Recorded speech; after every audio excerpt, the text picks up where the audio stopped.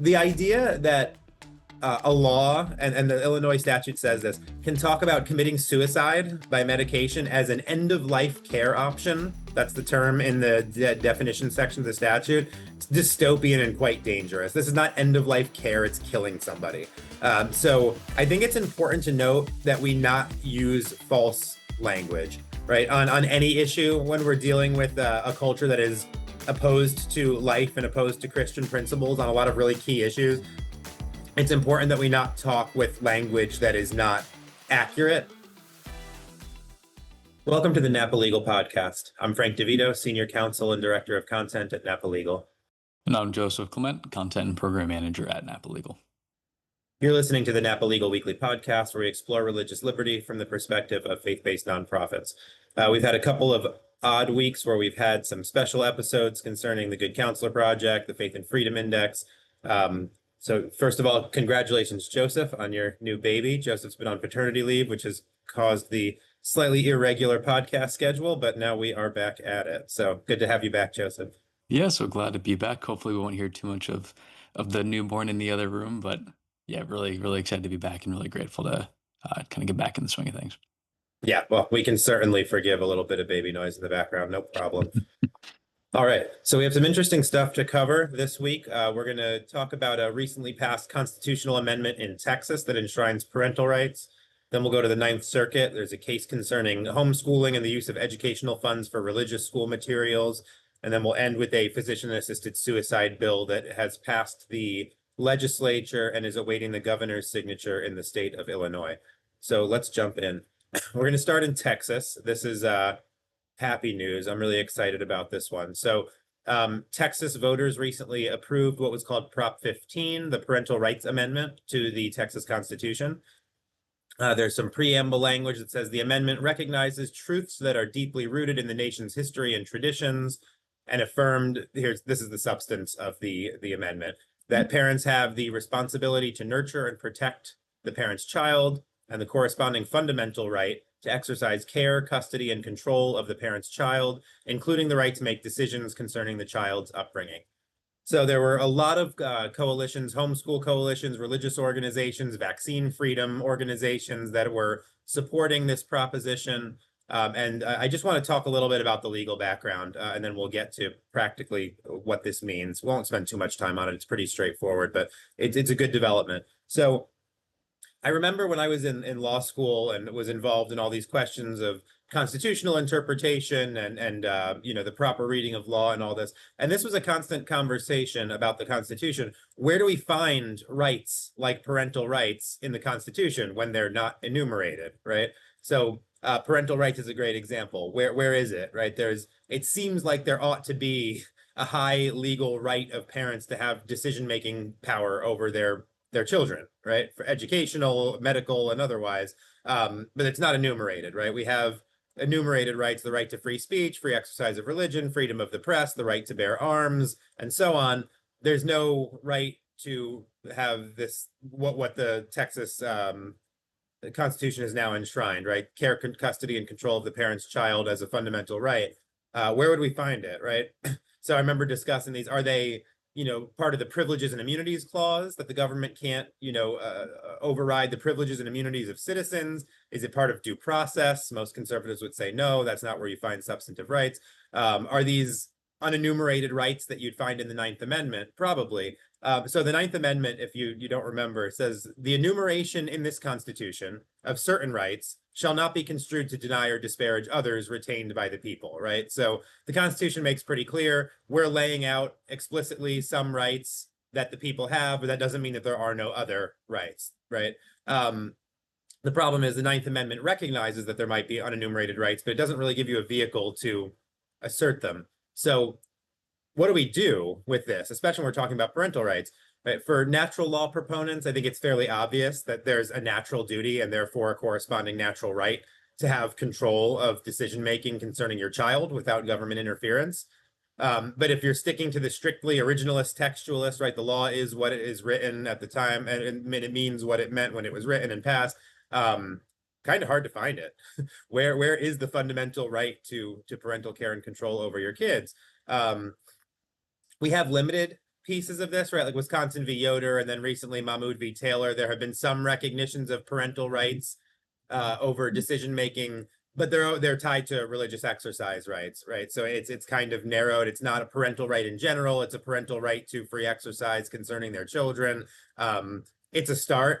But what about parental decision-making abilities that go beyond free exercise rights, right? There's nothing enumerated explicit in the Constitution. So what do we do?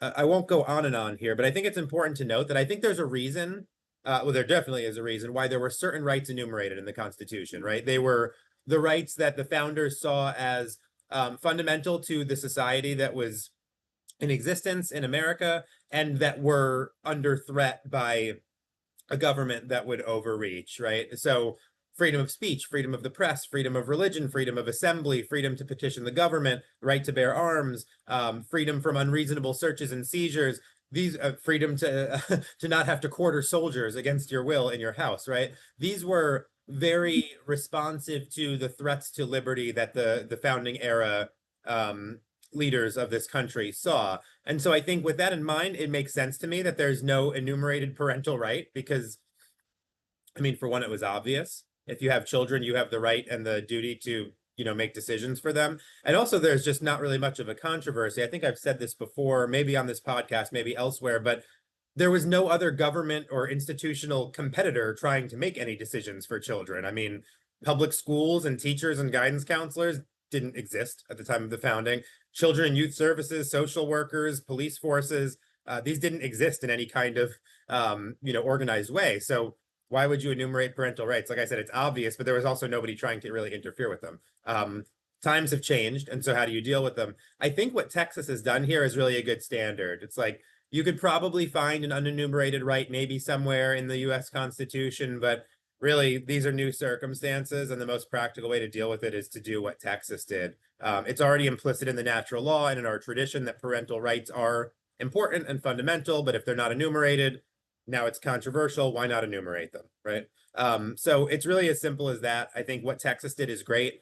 It now will make it a fundamental right. So anytime that a government entity, you think schools, you think medical institutions, right, are trying to impose a decision involving the care or control of a child that contradicts the parent's will, then now it's going to be subject to strict scrutiny, right? Government has to show a compelling interest that this is the most narrowly tailored way to do that. This is a good thing. I think this is wise. I think rather than trying to find, constitutional precedent on the federal level, if you can amend your constitution, if you can pass laws at the state level, this is a great solution. And I would also just note that it was quite popular. The amendment passed in Texas with just under 70%. I think it was like 69.8% of the vote with about 30% opposing. So popular, effective, really happy to see it. Joseph, I'd love your thoughts on this. Yeah, so two main things I'd want to add to this conversation. Frank, that was a great kind of summary of what's going on and why it's so important. For one, just on the face of the statute, I love the rights and responsibilities language finding its way into the law. We hear all about how the American founders had such a strong understanding of the philosophers relevant to their day, especially Locke. I mean, if you go through and read the original state constitutions, it feels like they're pulling things directly from some of his treaties. So it's great to see a little bit of philosophical language coming back into a modern statute, like you have a right and a corresponding responsibility. Yeah, I feel like we've certainly gotten away from that in a lot of our legislation, having a strong kind of underpinnings within that. So just on the face of the statute, I love the way it's written. Second, on a little bit of a broader what's going on here, there are other state level efforts to protect parental rights in legislation. And in other podcast episodes, we've talked about the Parents' Bill of Rights. On the state level, these are modeled after a federal bill that basically ensure that parents have the right to be involved in their children's public education. A lot of times, these Parents' Bill of Rights seek to protect religious free exercise, like allowing release time for religious education upon request. And a few states have passed their own version in the last year of these Parents' Bill of Rights. And I think about half the states in the US have something that looks like that bill. This goes a step further, both in the structure and the content of the protection. Structurally, as a constitutional amendment, it's stronger than typical legislation. In Texas, it's not super hard to pass a constitutional amendment. There were 17 in the last year, but it's still stronger than just a statute. And kind of on the content side as well, this is clearly much broader than, hey, we're trying to make it easier for parents to be involved in public schools. It's written much more broadly. There's a lot more rights that kind of get brought into that. And as far as I know, Texas is the first state to pass a constitutional amendment like this one. If any listeners or if you, Frank, know otherwise, please correct me. But as far as I know, this is somewhat of a novel initiative. So it's great to see something like this come out of a new state in a new way. Yeah, I think that's right. It like you said, the amendment process is much easier in Texas than in a lot of states, so it can be difficult depending on the political climate. But yeah, no, it's great to see. It's especially great to see it enshrined in the Constitution, not only because it's harder to change, but because I think there's a symbolic reality. Again, maybe not so much in Texas because there are hundreds and hundreds of amendments to their Constitution, but to say this is part of the highest law in the land that we're enshrining this as a fundamental right, I think is an important instructive way to use the law. So with that, why don't you take us from Texas to the Ninth Circuit?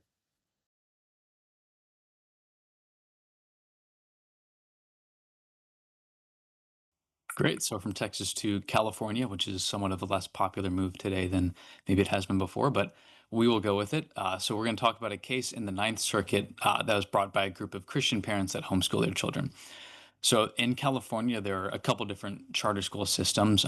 There are two in particular that are being challenged in this lawsuit. They're called Blue Ridge Academy and Visions in Education. And they're both facing essentially the same challenge. So I'll kind of lump them together for the sake of this episode. And they're really interesting because they're both home charter schools. So instead of being a traditional brick and mortar, kids come in, there's kind of staff and everything. These charter schools operate mostly by giving parents funding for homeschool materials. And then they also have like a certifier come in and they check in with the parents about once a month just to make sure that it's certified and that everyone is still able to get all the actual credit that they need to. Because of this structure, parents largely get to choose the curriculum. Like I mentioned, they just have to check in at those regular intervals with a charter school employee to make sure it meets the academic standards required by state law. So practically speaking, parents choose and execute the curriculum. They're the teachers, they're the principals, they pretty much run the school in their own home. The California government is only very remotely involved with kind of the charter school funding system. Now, the schools, per California's Blaine Amendment, ban the use of these charter school funds to purchase any materials that have like any at all religious content, even if those, including books that are completely secular, like a math textbook, that are from a Christian publisher. In reading through this case, there was a book that basically was I think it was a reading book, and it said God makes the rain, and it's kind of helping kids learn how to read. That book was banned because it said that. There were other, like I said, literally math textbooks that were just numbers and in no way religious content that came from a religious publisher, and those are also banned in these charter school systems. Now, just a quick kind of note on Blaine amendments for anyone unfamiliar. These were first enacted at the state level, really to counter the increase in Catholic schools. As we've discussed on the podcast, Frank, you have a great background in this. So hop in whenever you want to on this kind of history. But the first public schools in America were basically Protestant schools. As a flood of Catholic immigrants came into the U.S., they started establishing these very successful private Catholic schools. In order to prevent funds from going to these Catholic schools, states started banning the use of state funds for, quote, sectarian and, quote, non-denominational schools. Now, these Blaine amendments are now largely ineffective because of some pretty strong and recent Supreme Court precedents like the Carson v. Macon, Trinity Lutheran, Espinoza, that whole line of cases. And these clarified that the First Amendment is likely violated when a generally available public benefit is made inaccessible solely because of an individual or group's religion. So there's a mouthful. Basically, what this looks like in Carson, it was you can't exclude Christian schools from a tuition assistance program just because they're Christian schools. And another one of those cases, you can't exclude funds from going to a Protestant church's playground renovation project just because it's a Protestant church. If there's this public benefit that the government starts to open up, you can't say everyone can have it unless you're religious. So that, by and large, has rendered these Blaine amendments pretty ineffective, but that's kind of what's going on in this case here. So in this dispute, the Christian parents and students some of them were expelled for using religious material. Some of them were just told you can't buy these. And they're bringing a lawsuit against the schools. So as far as kind of the argument goes, the parents lost at the district level. And then more recently, a panel at the Ninth Circuit also ruled against them. So right now, this case, they recently appeared to have their case reheard en banc, so with all the judges on the court present. And the parents are arguing that dismissing their case violates the free exercise clause and runs contrary to that Carson line of cases. A really important point in this is California doesn't have to subsidize education. They don't have to give charter schools. This isn't kind of a necessary feature of a state government. But once they decide to do it, they can't say everyone but religious people. So the parents' case was initially dismissed because the court said that this is kind of another turning point in this case, is that the home charter schools were effectively a free public education. And because of that, the state is entitled to maintain the secular nature within that. As noted in the appeal, there is a huge difference between a typical public school and what's going on here. As I mentioned before, parents are basically the principals and teachers of these individual schools. The state never really gets involved in the kids' actual education. So the state and these schools cannot here, as the Supreme Court similarly ruled in Carson and those other cases, can't mischaracterize this educational system as a free public school and thus enable religious discrimination. So there's kind of the rundown of what's going on. Frank, Thanks, like I mentioned, Joseph. you have I'm a going really to try to strong contain background in myself history on in this these sorts one of because cases, there's so a I'd love lot to hear your going thoughts on this as here. well. So a couple of notes that I'll use this case to talk about. For one, I think it's really unfortunate that we talk about charter schools when we're talking about these cases, because charter school means shockingly different things to different people depending on what state you're in. Like I recently was giving a talk in my home state in Pennsylvania, down in Philly, to a bunch of lawyers, and we were talking about the Oklahoma St. Isidore charter school case last year. And when I had basically said that, the charter schools they're not public schools, right? They're like independently owned, operated. They're organized by, separate nonprofit entities. They have their own board. And this one lawyer did not get that. He's like, that is not how a charter school works. Because in Pennsylvania, a charter school is essentially a public school. Like, it's run by the government, but it's chartered to do something different than the general public school, right? Like, you might have charter schools that are focused on trade, that are focused on theater, that are focused on STEM or whatever, but they're public schools. But that's very different than a private school that gets charter contract and funding. And so again, here I find the Ninth Circuit case opinion that I think it hasn't been, they didn't request cert, right? They appealed for en banc rehearing. Is that right? Yeah, they haven't appealed to SCOTUS yet. They're looking for an en banc hearing. Right. So in the Ninth Circuit opinion, I just think it's wrong the way, I mean, maybe that's how they classify it in California when they're talking about this as free public education, the establishment of charter schools, which are public schools funded with public money, but run by private individuals or entities rather than traditional public school districts. Sorry, I don't think that's a public school anymore. It's run by a private individual or a private entity, but gets government funding, so that makes it a public school. I have a problem with that. I think they're kind of trying to recategorize and broaden what counts as a public school, because then you can start to claim that, then you claim it's a state actor, and then you're bringing in more strict understandings of the First Amendment. Problem number one. I mean, these are independent study programs. These aren't even happening in classrooms. These are essentially homeschool co-ops that are signing contracts and getting some government funding and oversight. But to call this a public school seems like, well, a stretch is a nice way to say it. But then even so, I have problems. Even if you grant that it's a state actor, these little home charter school things, I think it's quite a stretch to say that, well, for one, that these Blaine amendments are still good law, like you had said, Joseph, given Carson v. Macon and even Trinity Lutheran. I think it's pretty clear that this is still impermissible discrimination on the basis of the free exercise of religion. But it's such a stretch. So the California Blaine Amendment provides that, where is it? Sectarian or denominational doctrine shall not be taught or instruction thereon be permitted directly or indirectly in any of the common schools of this state.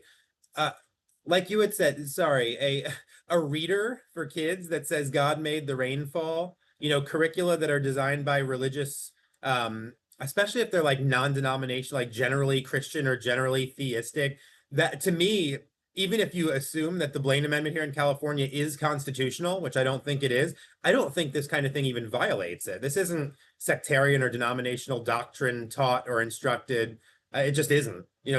Generally talking about God, talking about religion is not sectarian or denominational instruction. It just isn't. And like I said, I don't want to dwell on a pet issue, but And the original public schools were not denominational, but they were certainly Christian, right? They would teach the Our Father, they would teach from the King James Bible. If that was permitted, then clearly using a reader that says God makes it rain does not run afoul of the sectarian prohibitions, which I think are unconstitutional anyway. So I don't think it's right that these are public schools. I don't think it's right that this is sectarian or denominational instruction. I don't think it's right that these Blaine amendments are even constitutional under current First Amendment jurisprudence. I hope that the Ninth Circuit will take this en banc.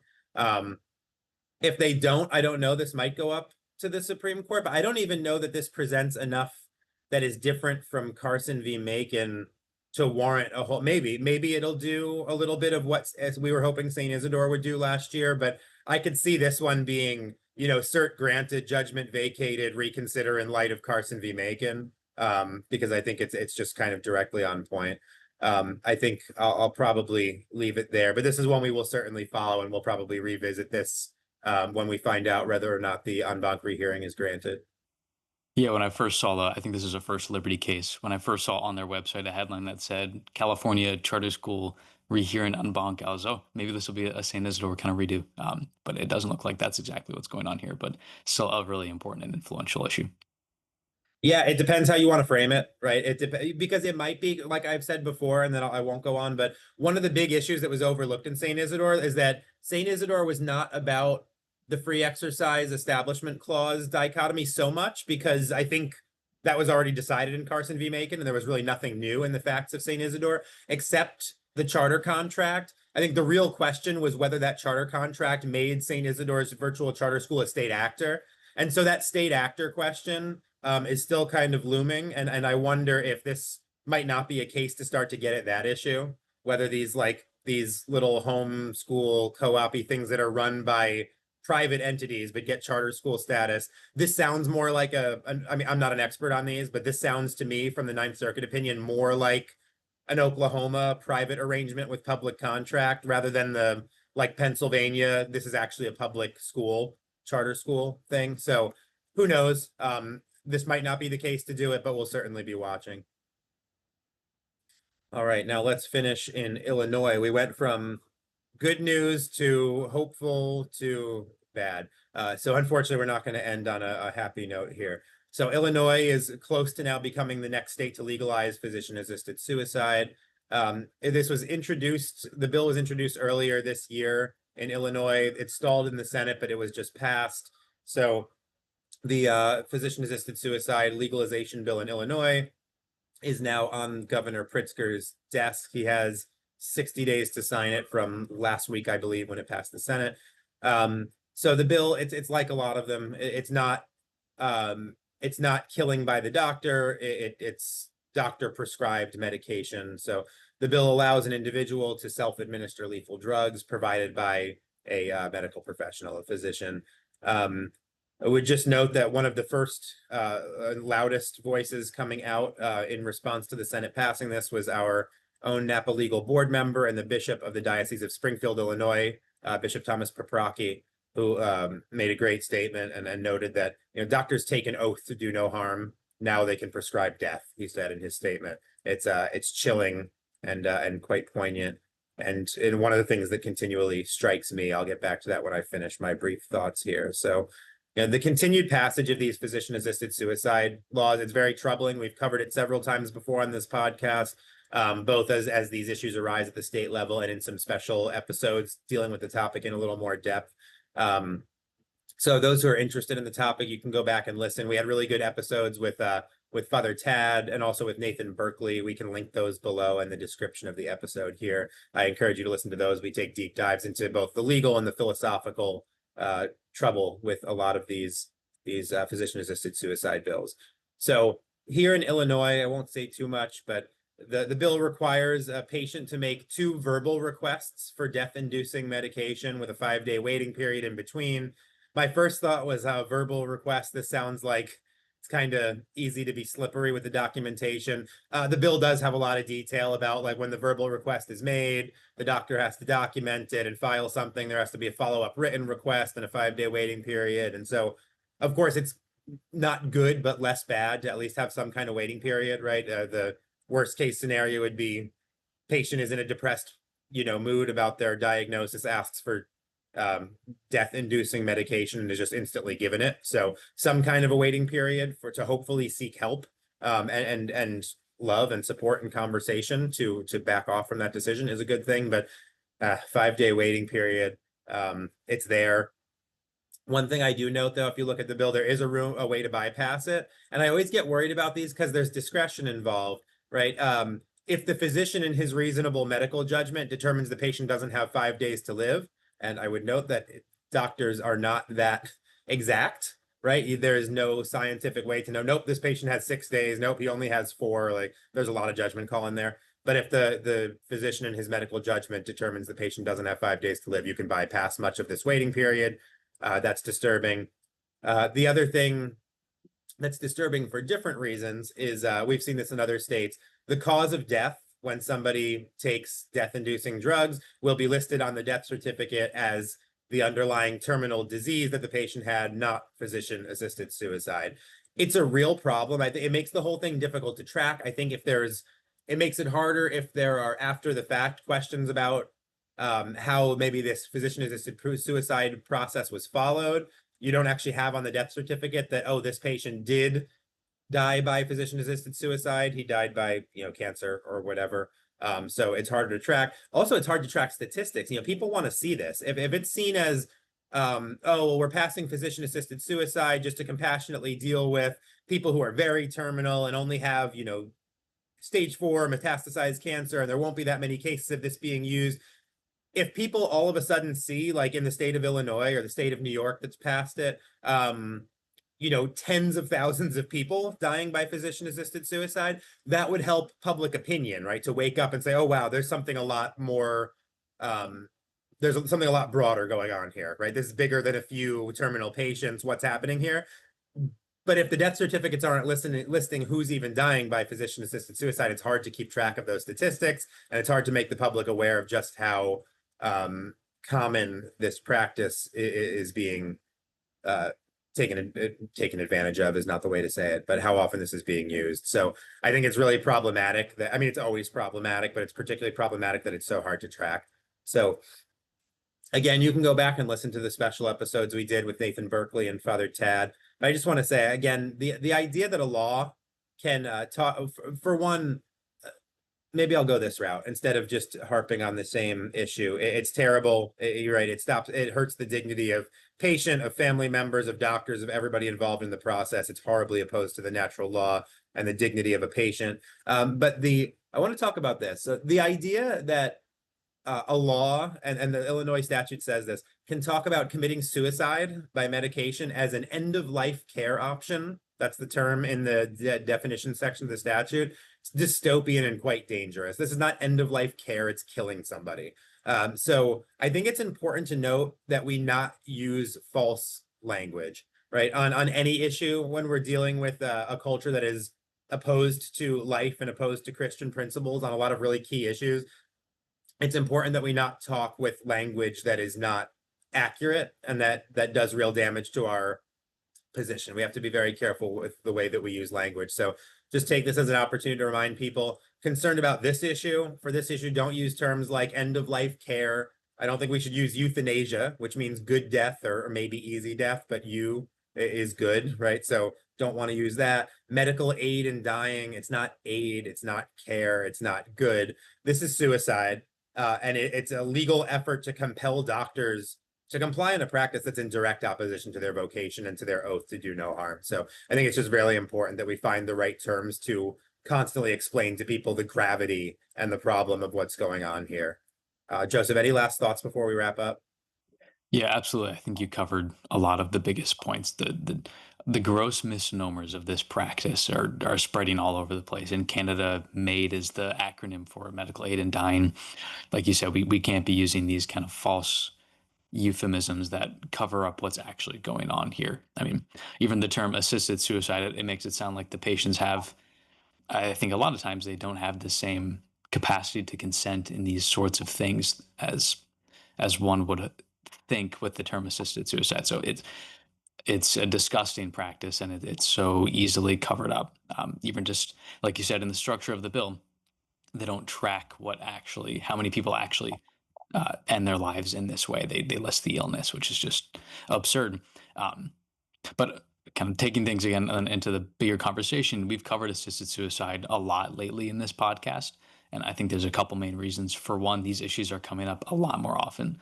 There are a lot more challenges to the dignity of life. Illinois isn't even the first state in Virginia or in America to pass a bill like this year. New York over the summer passed a very similar bill legalizing assisted suicide. We've seen increase in abortion pills and IVF, all of these different things that just discard the sanctity of life. And if you're going to take the philosophy and the logic behind these things to their extreme, you have to discard the idea that human life is inherently inviolate. If you think that it can be ended kind of on a whim, you can't believe, just based on the philosophy of it, that human life can never be violated. So it's so clearly problematic. I won't get too much into that because we've talked about it before. But on the religious freedom side of things, it also implicates the rights of doctors, family members, and other medical professionals to carry out their jobs in accordance with their faith, right? If a doctor is told, hey, you have to prescribe death to this person, or at the very least, you have to tell us somebody who will, that's so clearly an issue, constitutionally and morally. So don't want to harp on it too much. Like you said, we've covered it, and we'll link to the episodes in the description, but definitely something that we're seeing more of and needs to continue to be talked about. Yeah, and I'll end on this probably because I'm in DC this week as we're recording, so it'll be last week by the time people are listening to this, but here for the Federalist Society conference, and it's a really interesting time, I think, in the kind of conservative and Christian legal movement generally, because I won't go on too long here, but I do want to end on this because it's relevant to the end of life euthanasia kind of issue. So for decades now, the conservative legal movement has been very focused on this originalist, textualist concept of interpreting the law, right? And it was a helpful check in a lot of ways on progressive judges bending the words of laws to mean whatever they wanted. But I think it's gotten us to a point where there's something interesting happening in the conversation and in this legal movement where a lot of people were very bought into originalism, textualism for a long time. But at a certain point, if the law is only what the written law, right, the Constitution, the statutes, what they meant, what the words of that statute or constitutional text meant when they were first passed, at a certain point, you get to legal positivism, where the law is just the positive law that was passed by a legislature, by the lawmaker. If there's no higher law, if there's no natural law basis of our laws, then a majority we can do the constitutional amendment process, open up a convention and say, a baby is not a human life until it's born from its mother. Physician-assisted suicide is a fundamental right. If there's no natural law, then that's the law, and that's legally proper. And so I think it's really important that it's very important to interpret the law according to what the words of the statute or the constitutional text actually mean. But it is really important that we remember that our laws are grounded in a higher law. That's not just like a Christian theological principle, but without it, actually, law is kind of meaningless. If you don't have natural law, then law is just whatever the lawgiver decides it is, and that's just power-based. And I think people on both left and right would find themselves very troubled with where that can take you. So the natural law conversation, I think, is really important. We talked about it a little bit with Father Tad, but it's an important check on the law is more than the words that are passed by our legislature. So from a Christian and also just a natural law point of view, there is no way that something like physician-assisted suicide can be lawful, no matter what state law says. All right. On that note, we thank you for joining us for this episode of the Napa Legal Podcast. If you enjoy the content we're putting out, we always appreciate it if you like and subscribe to our podcast channel on YouTube, on Spotify, wherever you're listening from. And if you want to support the work we're doing, we welcome your contributions at napalegalinstitute.org. We hope you'll join us next week as we continue to highlight and discuss some of the most important ongoing legal issues that affect religious liberty and especially the work of faith-based nonprofit organizations. We'll talk to you next week. Thank you for joining us, and God bless you.